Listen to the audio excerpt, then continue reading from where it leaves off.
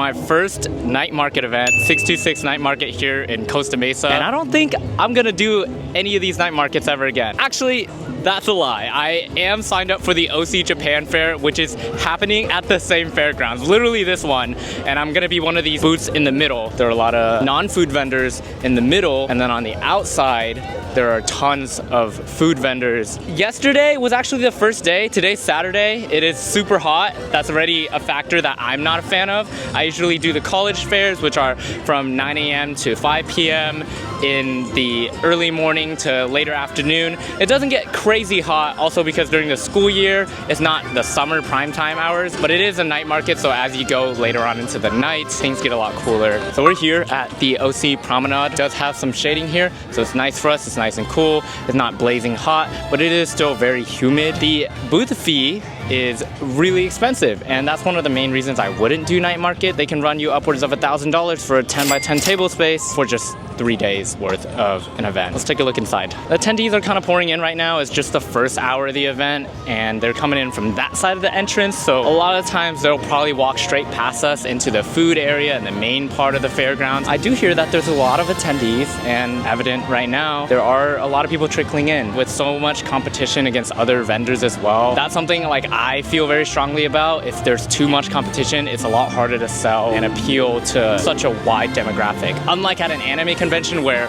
your audience is kind of curated, here it's like it could be a wide variety of people all looking to purchase different things or buy different experiences, and what I sell might not be what the normal person who is coming to a night market actually wants to get. I have my hair tied up because I'm extremely sweaty and not a fan of that feeling.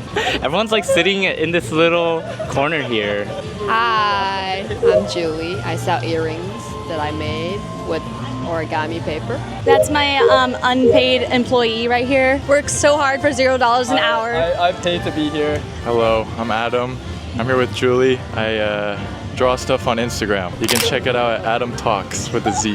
I think my expectations of the 10 by 10 space is a little skewed because I do the college fairs and the rates are so cheap there, and so I often compare them to artist alley tables, which are around $300 to $400, and so to see the table fees here for a 10 by 10 space be upwards of $900, $950, which is what this table space here in the promenade is, it's really daunting. But for some of the other vendors who regularly do pay $800 to $1,000 for their table fees at anime conventions, unlike the artists in the artist alley scene, it's reasonable for them to do these shows. But for artists, smaller people like me, it's a little more difficult for us to want to do these night markets because of that daunting table fee. They do give us a 10 by 10 space here inside the promenade. It's actually a little larger than a 10 by 10 going inward actually. So you have that 10-foot inline space on the front, but the table space that you're allowed to have, it actually goes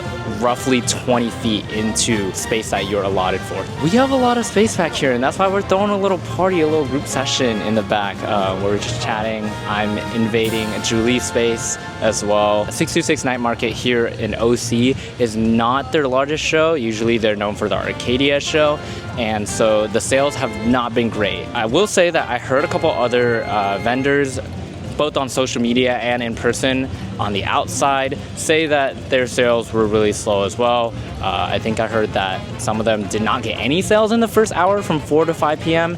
and then also just record lows overall. So not a lot of attendees at this one, but we are looking optimistic for this weekend because we're here, we're grateful to be here. Anytime someone comes into our booth space here, I'm gonna be honest, this is the most I've seen people look at things and products and not actually buy something. So a lot of window shoppers here compared to anime conventions where typically the people that browse, I would say there's like a 50% conversion rate. I mean, that's a really rough approximate number, but I feel like most people, they tend to look and then they end up buying something. But the people here, most of them look, they kind of admire or say something is cute, and then they just walk away, which is kind of disappointing. I would say the conversion rate's honestly 10%, like 1 in 10 people actually buy something after looking at it and admiring it. He's about to go in for the rarity box. Yeah, I like the the tab up and this. Oh, you got it! There's no way. That's so awesome. Yes. Dude, That's two so for two. crazy. 2 for 2, dude. Yesterday somebody wanted like one of our weapons designs and you pulled it, bro. I'm not much of a gambler, but Adam decided to get a box for himself. Is there one you wanted? We have some. I wanted the like the Street Fighter looking, or like the Guilty Gear. I feel like the fighting game, like character select screen. The one I don't want, I forgot what his name was. Like the evil dude with the long white hair. Mahito. I got Mahito. It's good. It's good. It's not that I didn't want it, Nobody but it was wants the one. Mahito. Ahoyo versus possibly Daunting. It's pretty solid. Pretty solid. The food here is really expensive, kind of known in the night market scene. So I brought some of snacks from H Mart. I got the fish cake gimbap, 2 of those, and then some spam musubi as well.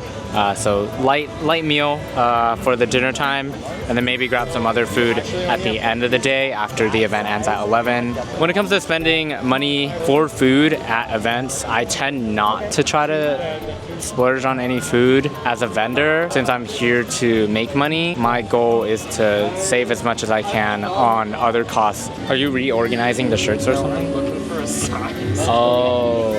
It's currently 7:09 p.m. and there's barely been any sales each hour. 3 hours into the event, I want to say it's like 1 to 5 sales per hour. Very minimal. I do think your booth display matters, so we're kind of tucked away. People do have to come inside to view our products, which might make it a little more intimidating for someone to come in. But it is around dinner time, so people are flocking to the food, and then maybe once the sun actually sets and it gets a little darker, some of the attendees will come in, but my hopes aren't high.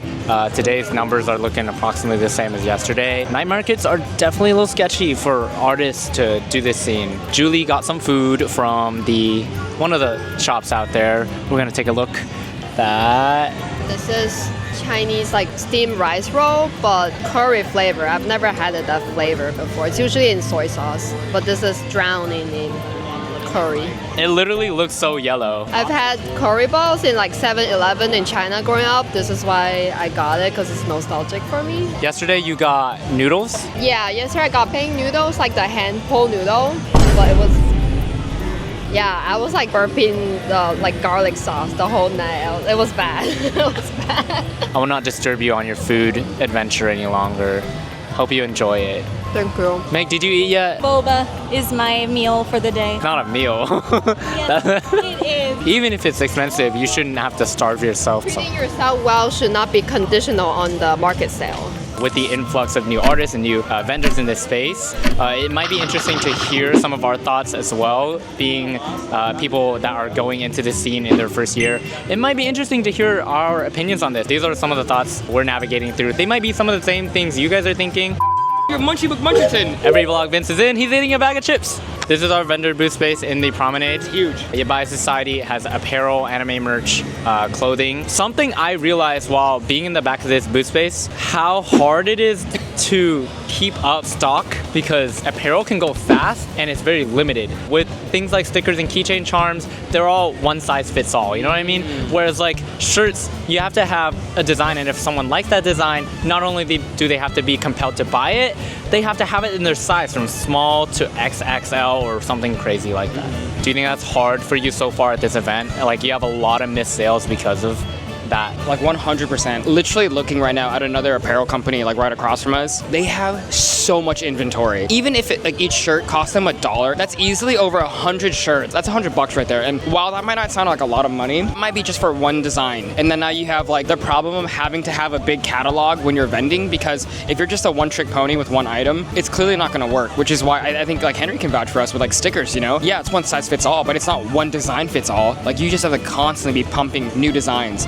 And so like now just kind of magnify that and amplify that for a clothing, you know, brand where you have to capture a standard sizing of at least small to large, which is already 3 times, let's say, 3 designs. That's 9 different like production cycles that we have to go through. And it adds up so quickly. And I think that's why, again, can't speak for all apparel companies, but just for us in particular, our cost of goods sold, aka your COGS, is huge. Like, our margins aren't that great. I know that our shirts are a little bit more expensive and on the pricier side because we care about the quality and the art. Because not only are you getting a good piece of material, like good fabric, you're also getting an art piece. I think we've finally reached over 20 designs. So 20 designs times by 5 sizes because we're trying to be more inclusive.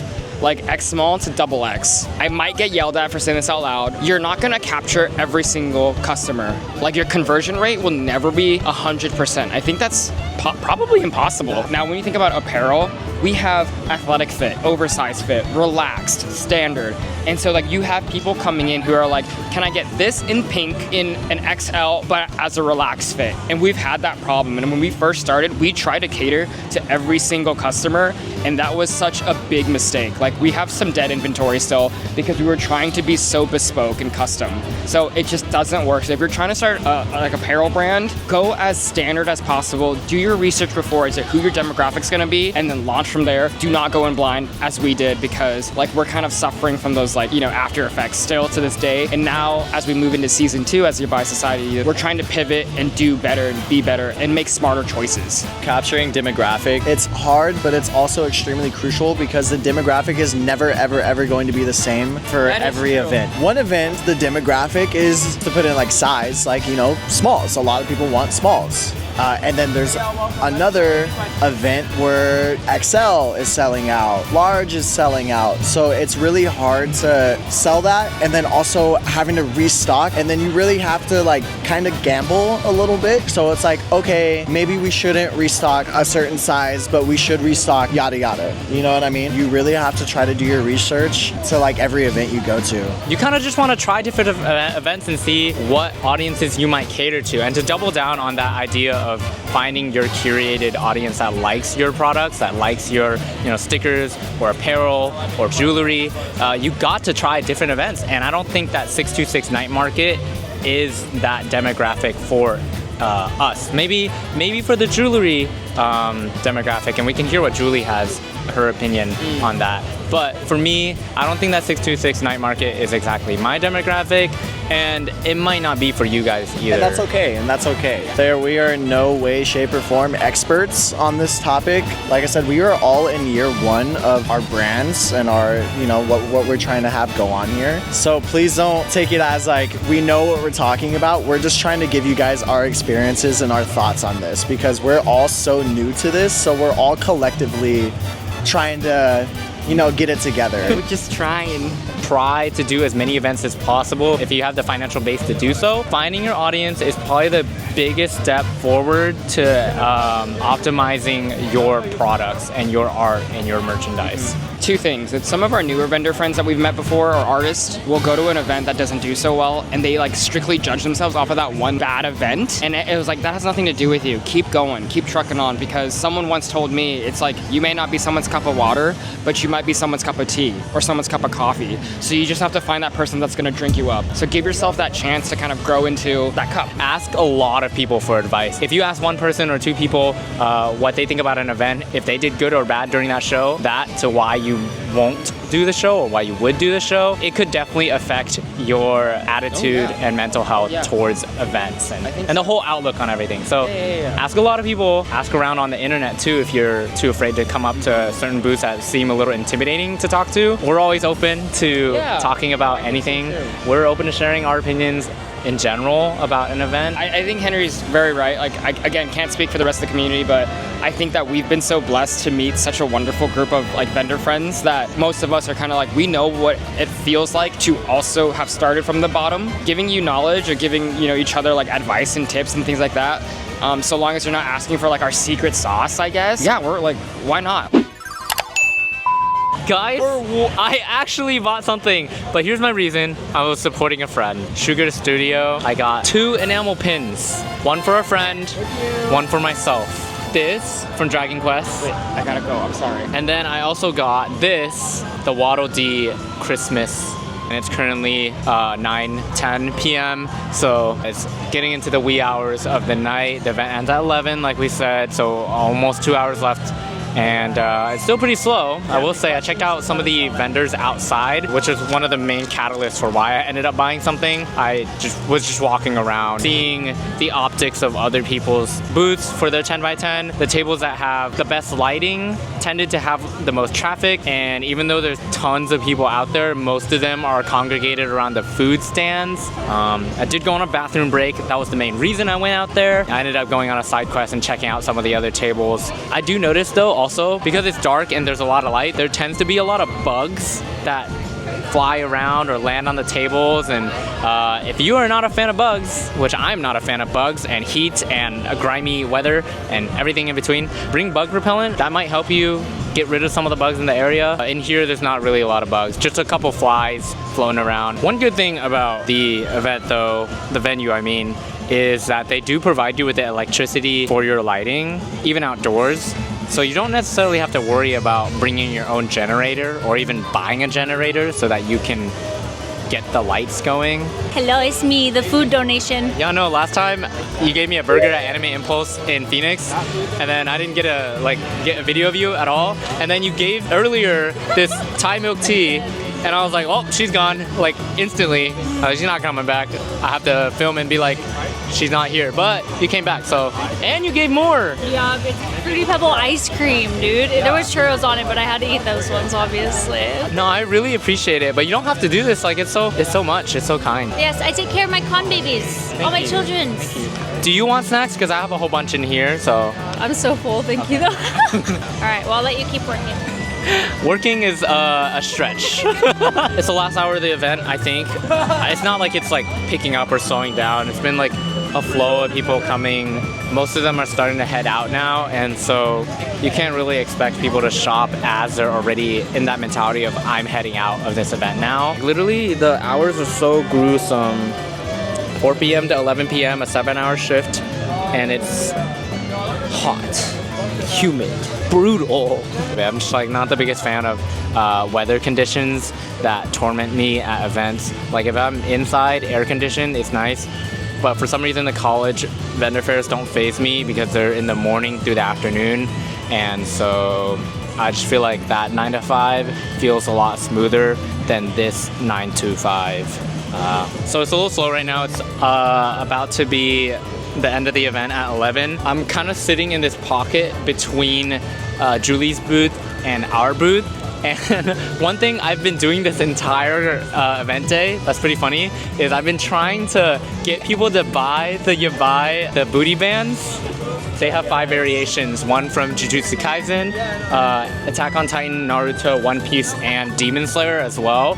And so there's the Yabai logo, by the way, right here. You know, every time like someone is interested in them, because they walk up and they look down, I'm just like, I pop up out of my seat and I'm like, I got y'all. You know, they're for squats or lunges. You can use them for this. And so I'm just like trying to hard promote them so that I can drive one sale from it. I think it's easier for me to promote someone else's product than my own because I don't know what it is, but it's not necessarily that I'm insecure about my own merchandise. It's that I don't want to push anything onto someone and make them buy something if they aren't really feeling it. And it's not that I'm pushing the bands or anything. It feels more exciting and thrilling to me if I can drive a sale from it. Unfortunately though, I have not gotten anyone to buy the booty bands actually. The cut. They're back. They're back. They're back. Yeah. What do you get? Females, bro. Bro. Oh, wait, what is this? There's only 2 of them. Are you serious? 2 of them, my G. Holy. Wait, this wasn't even up The there. rare, Exactly, rare 11 out of 10, bro. Wait, hold on. 11? Oh, I thought you got the same one as you. I got the same one as me. XL. Hey, we can be twins. You can match it. We hope everything goes well for you guys tonight. Take care. Appreciate you guys. Take care, man. Event ends at 11, but we're getting out around like 11:30, so security is already out. This is what it looks like. All the tents are covered up on the outside, and the rest of us are walking the quarter mile to the car. If you don't know Indomie, then you've never struggled in your life. Welcome back to Day 3, the final day of 626 Night Market here in Costa Mesa. Dan and Vince both got Indomie for their dinner meal. Yeah, because we wanted a tote bag. Dan is going in right now. Really low energy today. I'm just like a little exhausted from this weekend. And I can sense the energy from everybody else a little bit too. I think everyone's a little tired. I thought that if I walked around and socialized, I would get more energy, but I was wrong. And Vince is getting attacked by a fly. Yo, that was nuts, bro. That was nuts. I normally get energy from being around and talking to people, but for whatever reason, today, I mean, it went up probably 0.1. I think I'm gonna accredit the lack of the social meter to the heat and the humidity and a bunch of other factors, just overall weather conditions that make you tired. I feel like everybody's just kind of ready to be done with the night. And also, we're not excited for pack out. I left my little mallet in the car, put the microphone on the Irwin clamp. This feels very aggressive. It feels like I'm in a paintball match. I said that I wouldn't get food, but I caved in and got the Indomie like the others did because I didn't know that you get a free tote bag for any purchase and their items are only $9, so I was like, okay. They even give you a ramen packet inside the free tote bag as well, so I'm like, oh, how sweet, how nice. So of course I'm gonna do it. Today has been worse than Friday, which is kind of unfortunate. Do you agree, Dan? You almost poked my hat out. Yes, I agree. Today sucks. Dan was saying, we could have packed up yesterday. Yeah. What did Henry say? I don't like the humidity. That's like the one factor. I think that a lot of times we like drive our energy off of good customer interactions, but I think this time around something's happening, something's in the air. The energy has definitely changed. Do you have any thoughts? We're very sad, but we have to keep a happy face for customers.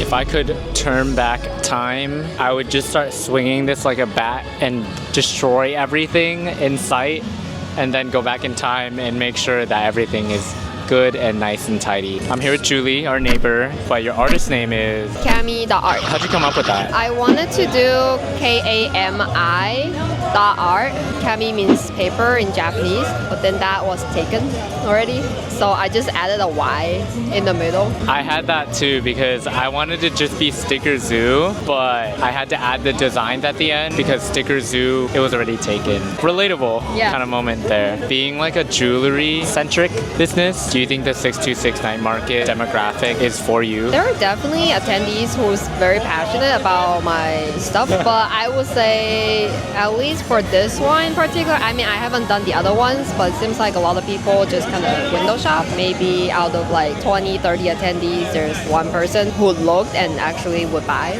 Folding origami in itself is already difficult, but to incorporate it into jewelry, it's so delicate. Like, how did you get into that? I've been folding cranes since I was very little. When I was traveling Japan like 9 years ago, I saw something near like a shopping district in Kyoto. I bought them, and whenever I wear them, like people always compliment on it. During the pandemic, I got really bored, stuck at home, so started like explore different hobbies. So I bought like a jewelry making kit. I was like, oh, what kind of jewelry can I make that doesn't involve just me buying everything and just assemble them together? And then I thought about that paper crane earring I bought in Japan many years ago, and I just made one. Yeah. So yeah, that's how it started. But my specialty is to make the cranes super small. This is the paper. Earlier this weekend, I think you told me you've been to 33 events this year. Yeah, about that many, because some events are actually like weekly events, so I count weekly ones as multiple ones. You're doing this full time right now, right? Yeah, full time. It seems like you have to do a lot of local events to keep up with it, right? Do you do online sales too? I just launched my website last month, and I've had like 10 orders so far. They're like returning customers usually, like people who met me in person and they want to shop more online. Usually your event hours, they're not this crazy. They're not night market hours that go into 11 p.m., right? No, usually they're like 10 a.m. to like 4 or 5 p.m. Yeah, they're usually craft markets. I think one thing that kind of sucks is having to prepare all the lights. Otherwise, I think the night market is fine because I can be shielded from the sun. I got sunburn, farmer's tan. It seems like night market scene suits jewelry and apparel a little better than stickers and stationery. Would you say that's kind of true? I thought night market's also pretty good for stickers because people are like, oh, $10 for 3, like that seems very doable versus like jewelry, which is, at least $20. Did you do the other 626 night market shows or just this one? First one and the only one I've done so far. Would you do them again now that you've been here and kind of know what it's like? I like the attendees, and from what I've heard from other vendors, it seems that the first two 626 of the year is better than this one. They keep telling me, try again next year for the May or June 626. It's very different. I agree, because I feel like you have to try to do all the different shows and not just chalk it up to, oh, night markets aren't my thing. Like, maybe it's just that specific show in this specific area that doesn't perform as well. I blanked. So you kind of have like this extra table that you brought in the back here, kind of as like a secondary workshop, because I know you're always like making things even as the event goes on. At some point you mentioned it's kind of like a means to an end. Like the only time that creates value is when customers buy, so there are a lot of empty periods where you just kind of wait. That's like the best time to make more values out of the time, because when I calculate revenue and cost, I do factor in my time here. If I don't make something, then it's like wasted time. I agree with your sentiment on that, putting value in the time to be here. Even if you're not making sales, you could be working on something else, like you said. But I do see a lot of jewelry businesses, crocheters, and artists even drawing as well when they're at these events. At least for me, making things is calming instead of stressing. So when I'm stressed about sales, I might as well calm myself folding some grains. No, because I was sketching earlier today and it felt like kind of like a chore. To me, like it's like a fidget toy almost. Like I don't need to think about it. So when I do it, like my brain is elsewhere. It's like meditation time for me. Yeah. And when I'm doing it at home, I usually like listen to audiobooks or like watch shows. So it's actually very relaxing time for me. I want to have what you have in terms of that like ambiance when you're, I don't know, working on something that almost seems so mundane. You operate most on Instagram? I think so, yeah. I like the crowd better on Instagram in comparison to, say, TikTok or YouTube. Your products are Japanese inspired. It would fit in with the anime crowd, and I think it's really cute. You've never tried like applying for an anime convention, right? Not yet. I want to apply though. I think my stuff would fit in. Setup I have is not very efficient for a convention, because when I see like when people walk by and they make quick purchases, but my kind of product, it's slow. How do you end up packaging it? Because I see these little boxes back here, but... Yeah, so they will just grab whatever design they like, I'll put it in the box and give it to them. So like what you see is what you get. Thank you though for like letting us know what you think about 626 Night Market and how you feel like jewelry might do at this event, especially for you, yeah. Thank you. I'm glad I met you. Yeah. It's about like 10 minutes from official closing, which is at 11 p.m. and that's when we're going to be able to pack out and get out of here so that I can get ready for Long Beach tomorrow morning. And there's a couple signs I still have to make for that event, but other than that, waiting for people to trickle out and then we're going to knock out.